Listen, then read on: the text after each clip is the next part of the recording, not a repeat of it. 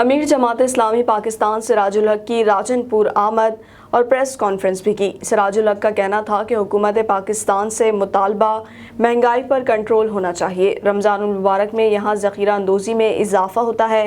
انہوں نے حکومت سے ماہ رمضان میں خوراک کی اشیاء پر قیمتوں پر 50% کمی کا مطالبہ کر دیا۔ مزید انہوں نے کیا کہا، آئیے دیکھتے ہیں۔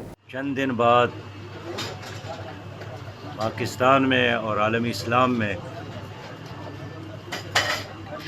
مبارک مہینہ رمضان کا مہینہ آ رہا ہے اور یہ ہمارے لیے ایک غنیمت ہے، اللہ کی رحمت ہے، برکت کا مہینہ ہے اور ہم شدت کے ساتھ اس بابرکت مہینے کا انتظار بھی کر رہے ہیں۔